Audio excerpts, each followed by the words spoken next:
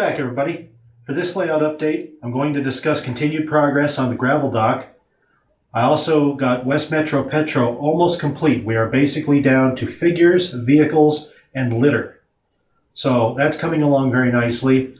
I also laid down a ton of pavement, pretty much all the pavement I'm going to need for the main section of the layout in the other room. The stuff on Atlas Metals, we're waiting for that. I've got to do a little bit more civil engineering, so to speak, before I'm ready to go for paving on that one. But that's kind of the part 2 of this whole railroad. So all things in their own good time. Anyway, enjoy the layout update. And even though this is a bit short, I've also been working on plenty of other things. So another video should be following this one right on its yellow block, as they say. See you in a bit.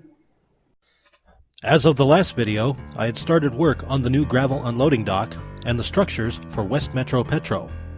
But for some finer details and figures, these areas are very close to being complete. I had to make some new trestle bents for the gravel dock, since I had the track at a different height than the last version of this scene. They all came together easily enough, and were all treated to a coat of Rust-Oleum Camo Brown.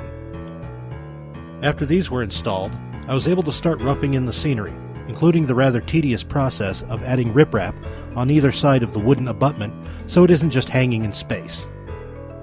I also added the first piles of new inventory, which in this case is supposed to be a red landscape pumice, using small blocks of foam insulation that were carved and sanded into shape and painted with some burnt sienna acrylic.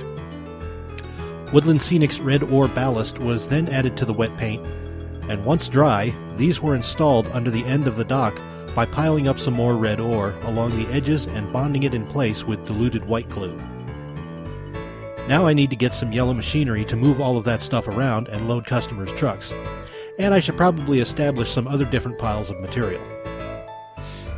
On the other side of this section, I've integrated the oil depot into the scenery and added a few little details here and there, mostly to disguise the edges of the truck loading platform so that I could make it removable and, I dare say, a bit stronger. I also added a number of pipes along the back of the platform, lining them up with the valves that are cast into the kit.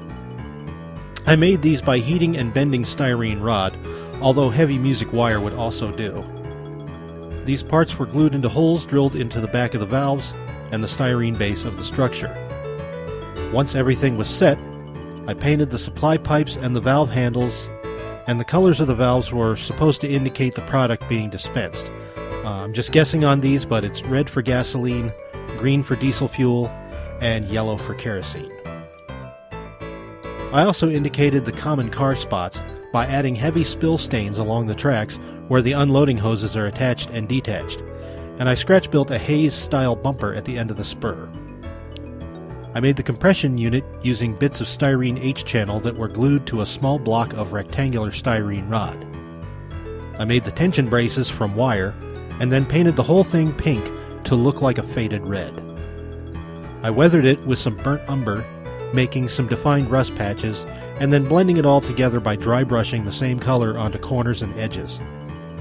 Small holes were drilled in the ties, and the part was glued into place.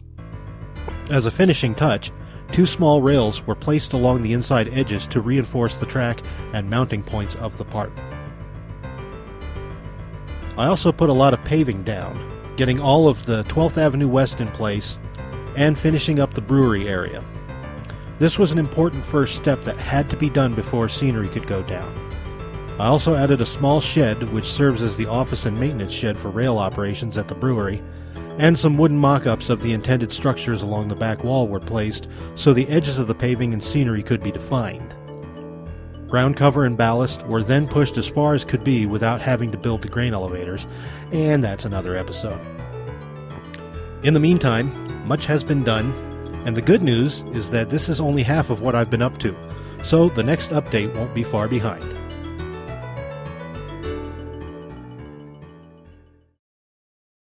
Alrighty, I hope you enjoyed that. As I said, this is only about half of what I've been working on, so the next video should follow shortly. Basically, it's just I've been very busy with that and not busy making videos. So we'll make it a double feature. So see you on the next video. Thanks for coming out.